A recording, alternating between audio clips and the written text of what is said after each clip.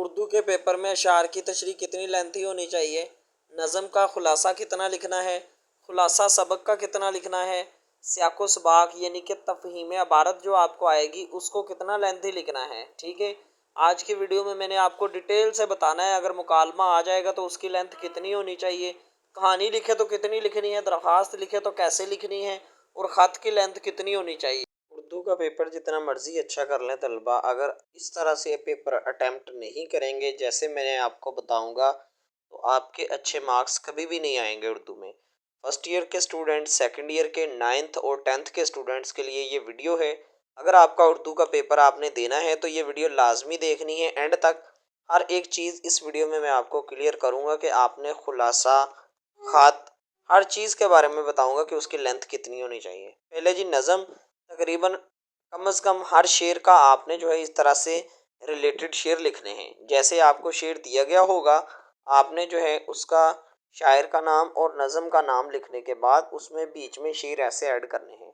इसी तरह अल्लाह ताला इरशाद फरमाया, कोई अल्लाह ताला का इरशाद है नज़म में तो वो आपने लिखना है। ठीक है, यानी कि उसके रिलेटेड आपने कुछ भी ऐड कर देना है।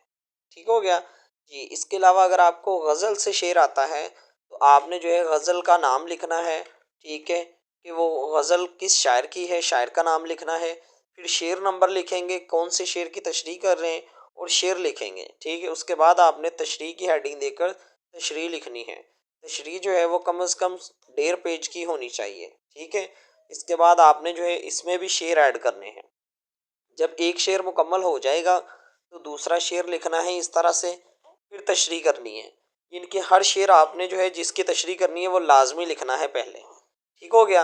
अब है जी आपका नेक्स्ट सवाल सियाको सबाक का। सियाको सबाक जो कि 10th क्लास के तलबा को आता है, अक्तबास की तशरीह। उसमें आपने क्या करना है जी, हवाला मतन में दो चीज़ें होती हैं, सबक का नाम वो लिखने के बाद इबारत की आपने तशरीह जो है वो कम से कम 2-2.5 सफ़े लिखने हैं।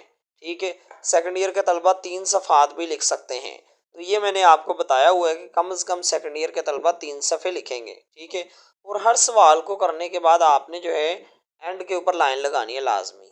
अब सबक के खुलासे की मैं बात करूं, फॉर एग्जांपल ये आपको खुलासा आ गया है तो पहले आपने लिखना है जी मुसन्नफ़ का नाम। ठीक है, जो भी आपको सबक आता है उसके मुसन्नफ़ का नाम लिखना है, उसके बाद आपने खुलासा स्टार्ट करना है। ठीक है, तो खुलासे की आपको लेंथ होनी चाहिए तकरीबन जो है वो 2 पेजेस। ठीक है, अब खुलासे के लास्ट पे आपने जो है माखज़ लाजमी लिखना है, और खुलासे में आपने चंद बातें याद रखनी है कि मार्कर का भी बीच बीच में इस्तेमाल करना है। ठीक है, और एंड पर जो है माखज़ भी लाजमी लिखना है आपने। ठीक है, उससे ये पता चलेगा कि आपको अच्छे से आता है। ठीक है, इसके बाद जी नज़म का खुलासा। नज़म का खुलासा लिखने का बेहतरीन तरीका ये है कि आप जितना कम लिखें उतना बेहतर है। तो मैक्सिमम आधा पेज लिखना है, आधे पेज से ज़्यादा आपकी नज़म का खुलासा नहीं होना चाहिए।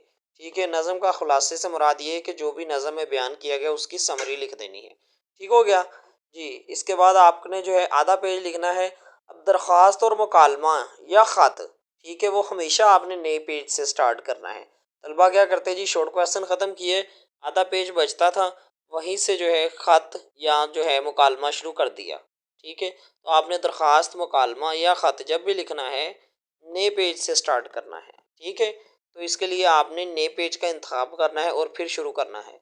ठीक है, अब मैं आपको बताता जाऊं कि आपने जो है वक़्त का ज़िया नहीं करना। ठीक है, अब उन्वान जो है आपने लाजमी लिखना है, यानी कि जो भी आपको इबारत आएगी, ठीक है, वो आधे पेज के ऊपर जो है उसका तीसरा हिस्सा होना चाहिए। ठीक है, यानी कि जो आपको इबारत आएगी तलखीस इबारत, उसका जो है वो कम से कम आधा पेज होना चाहिए तलखीस इबारत का। ठीक है, यानी कि जो इबारत होगी उसका तीसरा हिस्सा।